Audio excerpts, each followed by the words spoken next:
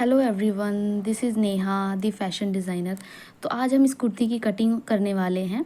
ठीक है, इस फर्स्ट पार्ट में हम कुर्ती की कटिंग करेंगे, सेकंड पार्ट में इसकी स्टिचिंग करेंगे। तो कुर्ती पहले आप लोग अच्छे से देख लीजिए।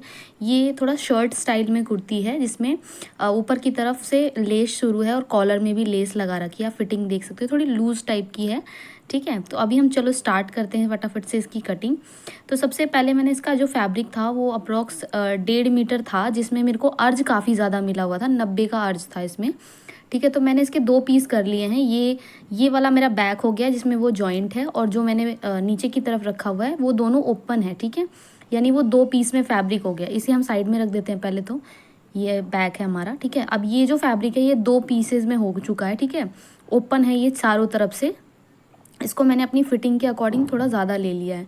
और सबसे पहले मैंने क्या किया है, जो हमारी सेल्वेज वाली यानी हमारी जो कपड़े की किनारी होती है उस साइड मैंने 2-2 इंच पर मार्किंग कर लिए, 2 से 2.5 इंच पर। ठीक है, सेल्वेज को हटा देते हैं। अगर आप लोगों को आपका सेल्वेज सिल्वट मतलब उसमें खिंचाव आ रहा है तो उसे हटा दो काट के। मेरे में ऐसा कुछ हो नहीं रहा था, बट मैंने फिर भी 2.5 मीटर एक्स्ट्रा ले लिया है।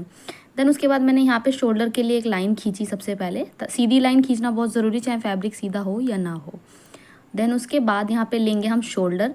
ठीक है, तो जो भी आपका शोल्डर है उसमें आप 1/2 इंच प्लस कर लो मार्जिन के लिए, जो आर्म होल में जाएगा। ठीक है, तो यहाँ पे मेरे 14 थे, यहाँ पे मैंने उसका हाफ किया 7 प्लस उसमें 1/2 इंच किया तो 7.5 हो गया। देन उसके बाद मैंने आर्म होल ले लिए। आर्म होल के लिए चेस्ट डिवाइड बाई 6 करके आप उसमें +1 कर सकते हो। ठीक है, जो भी आंसर आएगा आर्म होल ले लो आप।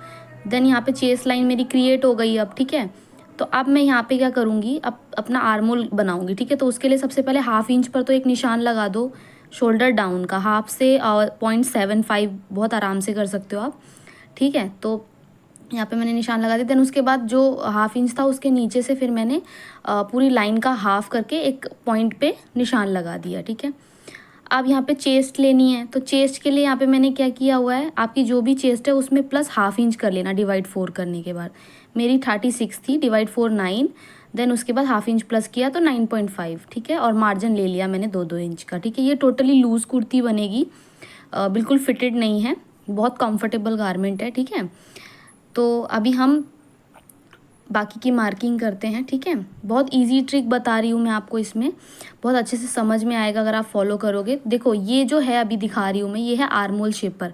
अब जो मैंने लाइन खींची थी, सेंटर निकाला था पूरी लाइन का, वहाँ से लेकर चेस्ट की फिटिंग तक मैंने आर्म होल से शेप दे दिया है। ओके, देन उसके बाद मैं 1 इंच अंदर आई आर्म होल के शेप के लिए।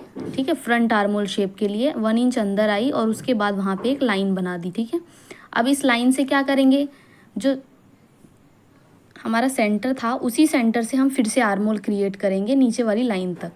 ठीक है, इस बार हमारा चेस्ट का जो लाइन, चेस्ट का जो पॉइंट था वहाँ पे मैच नहीं करेगा फ्रंट आर्म होल, तो उससे कोई दिक्कत नहीं है, वो नहीं मैच करता है वहाँ तक। ठीक है, देखो अभी फ्रंट आर्म होल भी बन चुका है।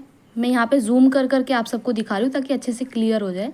अब उसके बाद हम यहाँ पे वेस्ट लाइन ले लेंगे और हिप लाइन ले लेंगे। ठीक है, देखो सबके तरीके अलग होते हैं। अगर आप आपको नहीं समझ में आता कैसे लेना है तो आप shoulder to waist, shoulder to hip measure कर सकते हो। ओके, ये मैं किसी क्लास में आपको ज़रूर समझाऊंगी कि कैसे मेजरमेंट लेते हैं। अब यहाँ पे मैंने अपना चेस्ट लाइन और वेस्ट लाइन ले लिया और चेस्ट और वेस्ट का सेंटर ले लिया। ओके,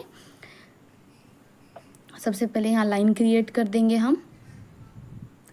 ये मेरी हिप लाइन हो गई। ठीक है,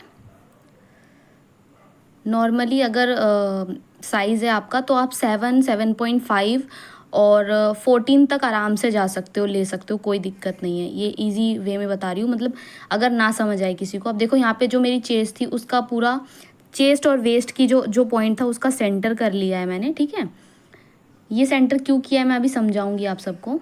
अब देखो मैं यहाँ पे पहले क्लियर भी कर रही हूँ। देखो शोल्डर टू वेस्ट अगर लोगे तो भी ये कितना आएगा, 14.5 आया है, और वो मेरी हिप जो है वो 20.5 या 21 पे आई है। अब देखो यहाँ पे हम लेंगे अपना वेस्ट राउंड और हिप राउंड। सबसे पहले जो भी हमारी वेस्ट है, ठीक है, हमें इसमें डाट भी डालनी है बैक पर।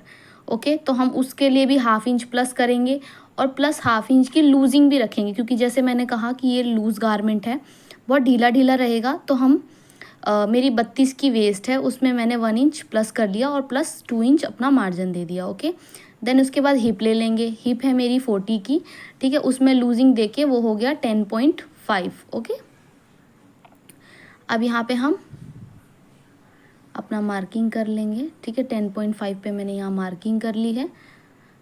अब देखो मार्किंग मैं सिर्फ इसलिए कर रही हूँ, ये चेक करने के लिए कि ये जो नीचे तक की लाइनें कैसे कहाँ से जाएगी, ठीक है। हालांकि हिप की कोई ज़रूरत नहीं है यहाँ पे, क्योंकि हमें क्या करना है, वेस्ट से सीधा बॉटम तक उसे तिरछा मिला देना है, ठीक है। बट हिप का मेजरमेंट ज़रूर मार्क करो ताकि आपको आइडिया हो जाए कि ये कहाँ से कहाँ तक जा रहा है, ठीक है। अब देखो मैंने यहाँ पे सारी लाइंस को मिलाया है। सबसे पहले जो मैंने वेस्ट और चेस्ट का जो सेंटर लाइन बनाया था वहाँ पे मैंने सीधा खींचा है, देन उसके बाद उसको कर्व कर दिया है हल्का, तो देखो है ना इस तरीके से। क्योंकि जो चेस्ट लाइन होती है वो हमारी वो ही रहेगी, हम वहाँ पे सीधा टेढ़ा शेप नहीं दे सकते। ये भी मैं किसी वीडियो में ज़रूर ज़रूर क्लियर करूँगी आप सभी को, ओके। अब देखो क्या करना है, अब हम ले लेंगे यहाँ पे अपनी फुल लेंथ, तो जो भी आपकी लेंथ है वो ले लें और प्लस हाफ इंच अपना शोल्डर का, अपना जो शोल्डर स्टिच होगा उसका मार्जिन हो जाएगा। देन 1 इंच हमारा बॉटम फोल्ड होने का मार्जिन हो जाएगा, क्लियर। तो मैंने यहाँ पे ना 2 लाइनें खींच दी है। सबसे पहले तो अगर आपकी लेंथ 40 है, ठीक है, सपोज आपकी लेंथ 40 है तो 40 में हाफ इंच प्लस करा आपने, ये शोल्डर टू लेंथ का हो गया। जब आप स्टिच कर दोगे शोल्डर तो वो हाफ इंच चला जाएगा। देन उसके बाद मैंने उसके नीचे 1 इंच और दे दिया है बॉटम फोल्ड करने के लिए, क्लियर, ठीक है। अब मैंने ये दे दिया। उसके बाद देखो यहाँ पे मैंने एक लाइन बनाई है। अब उस लाइन से मैंने क्या किया, 1 इंच 1.5 इंच ऊपर गई हूँ और नीचे वाली लाइन से भी उतना ही ऊपर आऊँगी और एक लेग शेपर लेके आपको एक कर्व सी लाइन वहाँ पे बना देनी है, ठीक है। क्यों? क्योंकि यहाँ पे अगर आपने कर्व नहीं दिया तो यहाँ पे एक नोक सी बन जाएगी, जब आप स्टिच कर लोगे उसके बाद बहुत ही मतलब देखने में गंदा लगेगा, ठीक है, नोक सी निकल जाएगी इसी वजह से। अब देखो जो मेरा बॉटम था, जैसे कि मैंने आपको बताया कि ये जो कपड़ा था ये 1.5 मीटर का था, जिसका अर्ज काफ़ी अच्छा था, ठीक है। तो जितना भी अर्ज है उतने पे ये कटा हुआ है कपड़ा, मेरे पास कुछ खास कपड़ा था नहीं, ठीक है। अब देखो क्या किया मैंने, यहाँ से हिप का तो मेजरमेंट लिया बट हिप से इसका कोई लेना देना नहीं है, ठीक है, जस्ट देखने के लिए। अब मैंने क्या किया, यहाँ पे वेस्ट से लेकर नीचे तक पूरी लाइन तिरछी खींच दी है, ओके। अब दूसरी जो मार्जिन वाली लाइन है उसको भी वहाँ से ले जाके पूरा नीचे तक खींच दूंगी। अब जो मार्जिन वाली लाइन है उसको नीचे, ज़रूरी नहीं है कि नीचे आप मार्जिन दो, नीचे ऑलरेडी काफ़ी लूज़ हो चुका है तो आप उसको ले जाके सेम जगह पे टच कर देना, ओके। ये हो चुका है अब हमारा। अब हम इसमें क्या करेंगे, देखो शोल्डर, आप अपने नेक की मार्किंग करेंगे। तो ये कॉलर वाला है तो इसकी मार्किंग बहुत ध्यान से देखना कि कैसे करते हैं। सबसे पहले जो आपका नेक राउंड होगा आप उसको मेज़र कर लो, ठीक है। कोई लूजिंग नहीं देनी है आप सभी को, कोई भी लूजिंग नहीं। अब सपोज मेरा आता है 12.5, बिल्कुल लूजिंग नहीं दी, बिल्कुल अनकंफर्टेबल थी, मेरे को अच्छा नहीं लग रहा था, ठीक है, मतलब फिटिंग में था मेजरमेंट। उसके बाद मैंने क्या किया, उसमें 1 इंच प्लस कर दिया फॉर कंफर्ट, ठीक है, ये आपको करना है। अब मैंने यहाँ पे देखो जो भी था मेरा जो नेक राउंड था उसको मैंने 5 से डिवाइड किया, देन उसके बाद जो भी आया वहाँ पे निशान लगा दिया ब्रॉडनेस का, और लेंथ में मैंने हाफ इंच प्लस करके निशान लगाया, ठीक है। याद रखना ब्रॉडनेस सेम रहेगी जो भी आएगा, और लेंथ के लिए हाफ इंच प्लस करके निशान लगाओगे, ओके, क्योंकि शोल्डर जब स्टिच हो जाएंगे तो वो जो मार्जिन है वो भी चाहिए होगा हमें, ओके।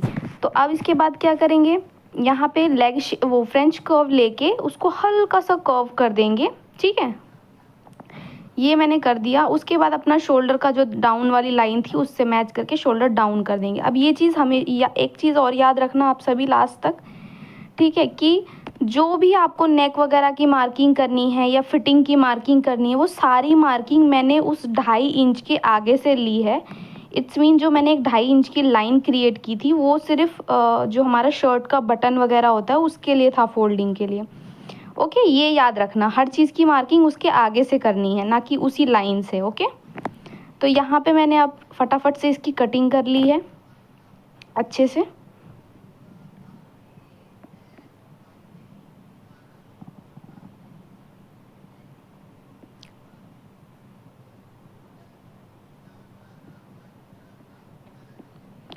ओके तो सब में अब कटिंग हो चुकी है, ठीक है। अब यहाँ देखो जो कर्व लाइन थी मैंने कर्व के अकॉर्डिंग ही पूरा कट किया हुआ है, और जहाँ से मेरा फोल्ड होना है प्लैकेट वहाँ पे भी नोचेस काट दिया है, हिप लाइन पे भी काट दो और वेस्ट लाइन पे भी, हर उस पॉइंट पर एक नोचीज़ होना चाहिए, छोटा सा नोचीज़ होता है, ज़्यादा बड़ा मत काटिएगा, कुछ लोग बहुत बड़ा काट देते हैं, ठीक है। ये मैं क्लोज करके भी दिखा देती हूँ आपको, काफ़ी छोटा सा रहना चाहिए, ठीक है, ओके, तो हर पॉइंट्स पर मैंने काट दिया। देखो ये जो 2 इंच की लाइन 2.5 इंच की खींची हुई है ना, मैंने इसी से सारी मार्किंग की थी। ओके, ये एक्स्ट्रा में है फॉर फोल्डिंग।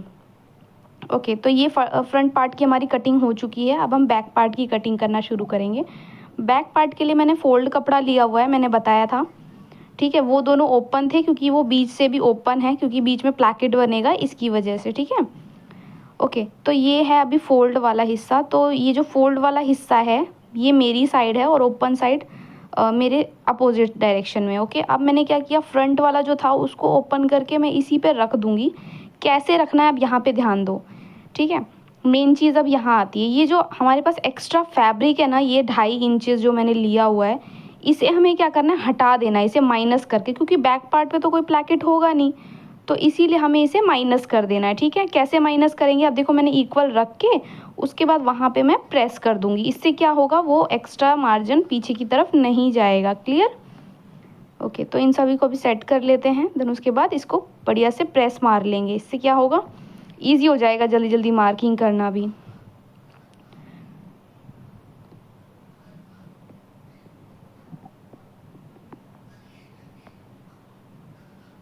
अच्छे से प्रॉपर बिठा लो सबको, इधर उधर नहीं होना चाहिए कपड़ा बिल्कुल भी, और इक्वल होना चाहिए, फोल्डिंग भी बिल्कुल इक्वल होनी चाहिए।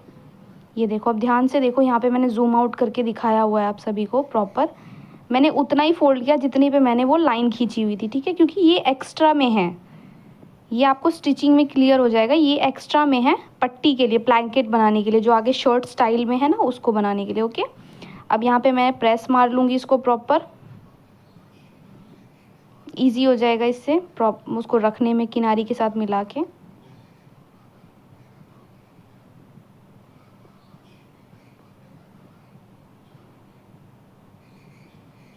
ओके, अब इसको कर लेंगे हम इक्वल, प्रॉपर इसको बिछा के अच्छे से पूरे कपड़े को सेट कर लो प्रॉपर वे में, बिल्कुल कहीं से भी कुछ टेढ़ा मेढ़ा ना हो, नहीं तो कटिंग में डिफेक्ट हो जाएगा, आ जाएगा। पट्टी उतनी फोल्ड कर दी है मैंने, देख के अच्छे से।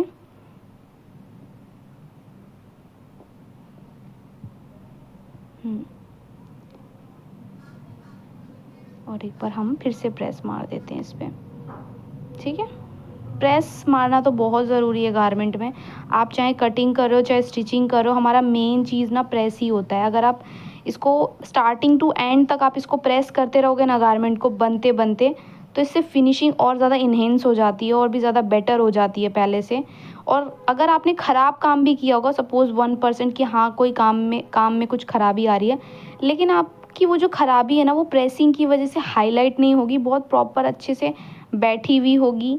ठीक है, तो प्रेसिंग का बहुत बड़ा रोल होता है फिनिशिंग के मामले में। यही हमारा लास्ट स्टेप होता है गारमेंट को अच्छा और सुंदर दिखाने के लिए। ओके, तो यहाँ पे मैंने पूरा अच्छे से बिछा लिया है कपड़े को। अब इसके हम शोल्डर की स्टार्टिंग से मार्किंग करेंगे। यहाँ पे हमें क्या करना है, शोल्डर ना बढ़ा के काटने हैं, क्योंकि ये कॉलर है। ठीक है, ध्यान से देखना अब आप सभी, यहाँ पे कॉलर है और हमें कॉलर को बढ़ा कर मार्किंग करनी है। ओके, तो 1 इंच मैं यहाँ से ऊपर ले लूँगी। जो हमारा फ्रंट पार्ट है उससे, उसके शोल्डर से 1 इंच आपको ऊपर की तरफ ले लेना है। ठीक है, और जो भी मार्किंग थी, नेक की मार्किंग थी, वहाँ पे निशान लगा देना है, जैसे ये अभी लगा दिया देखो। ठीक है, नोचिस जो था हमारा नेक ब्रॉडनेस का, वहाँ पे निशान लगा दिया और 1 इंच मैंने ऊपर ले लिया, और शोल्डर डाउन से भी मैंने 1 इंच ऊपर ले लिया। ओके, अब इसको हम तिरछा मिला देंगे पूरा प्रॉपर। ओके, ये मिल गया। अब बैक पार्ट का जो नेक होता है ना, उसको भी कट करेंगे। बैक पार्ट का जो नेक होता है वो ज़्यादा बड़ा नहीं होता है, बहुत छोटा सा होता है, लगभग 1 इंच का मैक्सिमम। आप 1.5 का भी बना सकते हो, 1 इंच का भी बना सकते हो। ओके, तो देखो यहाँ पे मैंने 1 इंच मार्क कर दिया। ये मेरा जहाँ पे ये 1 इंच आ रहा है ना, जहाँ से, वहीं से मेरा फ्रंट पार्ट शुरू हो रहा है। ठीक है, तो बस इसे कपड़े को मैंने थोड़ा सा ऊपर की तरफ बढ़ा दिया है और कुछ नहीं। और ये मैंने पूरा कर्व दे के हल्का सा काट दिया और शोल्डर को डाउन कर दिया। बाकी सब आर्मोल वगैरह वही सेम कट करेंगे, क्योंकि अभी हमने फ्रंट पार्ट का आर्मोल कट किया नहीं है। ठीक है, जब हमारा बैक पार्ट कट हो जाएगा देन उसके बाद हम उसे काट लेंगे। इससे क्या रहेगा, एक से दूसरे कपड़े पर ट्रेसिंग बहुत ईजिली हो जाएगी, बार बार मार्किंग करने की ज़रूरत नहीं होगी। अब साइड लाइन पे जो फिटिंग थी उसको भी कट कर लेते हैं प्रॉपर, और उन पे नोचेस भी काट लेते हैं, ठीक है। सेम एज इट इज़ जैसे था फ्रंट हिस्सा, वैसे ही बैक हिस्से को भी बना देना है हमें।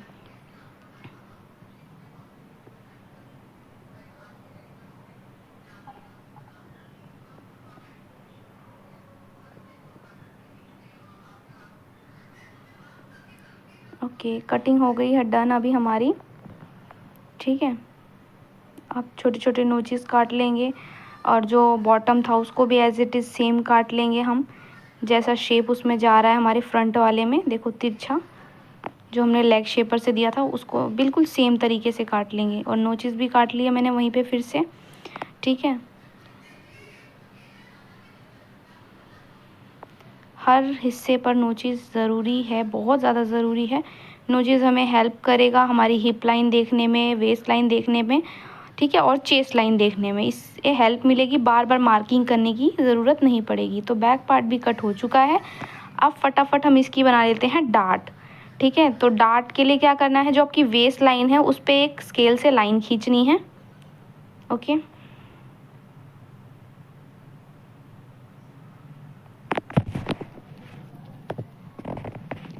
स्केल से लाइन खींचने के बाद आपको कुछ नहीं करना, सिंपल सा आपको आपकी जो भी चेस्ट होगी, ठीक है, चेस्ट को आप क्या करो, डिवाइड कर दो 10 से। जो भी आंसर आपका आएगा उसी पे आपको मार्किंग कर लेनी है, ठीक है। वेस्ट लाइन ही हमारा सेंटर पॉइंट होता है डार्ट का। अब क्या करना है, जो चेस्ट और वेस्ट का सेंटर लाइन था, जहाँ नोचेस मैंने खींचा हुआ है, वहीं पे एक और लाइन क्रिएट करनी है, और डार्ट वहीं से आपकी शुरू हो जाएगी, ठीक है। अब नीचे हिप वाली लाइन पे भी मैंने ड्रॉ कर दिया है लाइन। अब क्या करूँगी, सिंपल सा उससे 2 से 2.5 इंच ऊपर की तरफ लाइन से, हिप लाइन से ख़त्म कर दूंगी अपनी डार्ट को। डार्ट के बारे में अगर आपको पूरा इन्फॉर्मेशन चाहिए कि कैसे डार्ट को हम बना सकते हैं, अलग अलग साइज़ पे किस तरीके से बनाएं, तो ये आप मेरे को कमेंट बॉक्स में बता सकते हो। मैं आपके लिए एक सेपरेट वीडियो इसकी बना दूंगी, ठीक है। तो डार्ट भी हमारी यहाँ पे क्रिएट हो चुकी है। अब हम फ्रंट जो आर्मोल का डार्ट होता है उसको भी दे देंगे, ठीक है। आर्मोल की डार्ट देना बहुत ज़रूरी होता है, क्योंकि काफ़ी लोगों में क्रीच आती है, कपड़ा इकट्ठा होता है, वो हमारा हट जाएगा, वहाँ से माइनस हो जाएगा, ठीक है। ओके, तो अभी आपको सिंपल सा क्या करना है, ध्यान से देखना आर्मोल डार्ट कैसे बनती है, ठीक। अब देखो यहाँ पे उससे पहले मैंने जो नेक था उसको काट के निकाल दिया है।